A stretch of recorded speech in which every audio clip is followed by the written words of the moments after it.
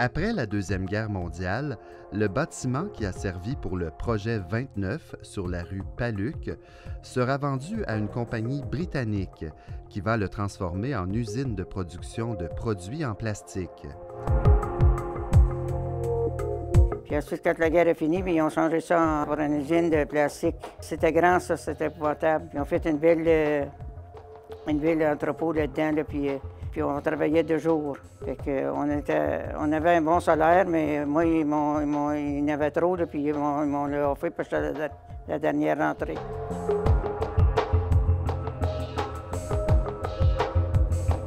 Quand on arrivait à l'usine, d'abord, on remplaçait le corps de travail qui venait de finir. On montait sur notre petit banc, là, puis on commençait à travailler. Puis on avait une pause dans l'avant-midi. On avait notre heure de dîner. Mais des fois, nous autres, les femmes, on ne travaillait pas de nuit. On travaillait le soir et le jour. On avait notre dîner, puis on finissait à 4 heures.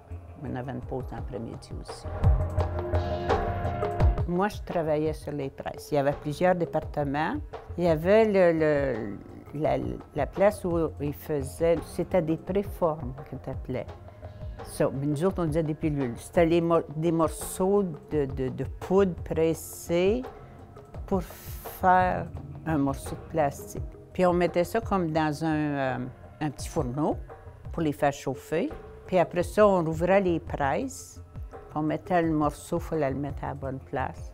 Puis là, on fermait la presse, puis encore, on avait tant de temps pour le laisser cuire, puis là, on le sortait. Il y en a d'autres qui faisaient des cabarets, toutes sortes de petits morceaux, des wall plates, des marettes. Il y avait toutes sortes de choses qui se faisaient. Ça, c'était dans les presses. Après ça, il y avait la finition, puis l'empaquetage. Je vais vous dire quelque chose, on sortait de là avec une odeur de plastique. Fait que fallait changer quand on arrivait chez nous.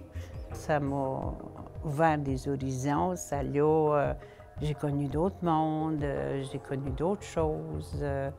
Non, c'était des belles années, travailler là.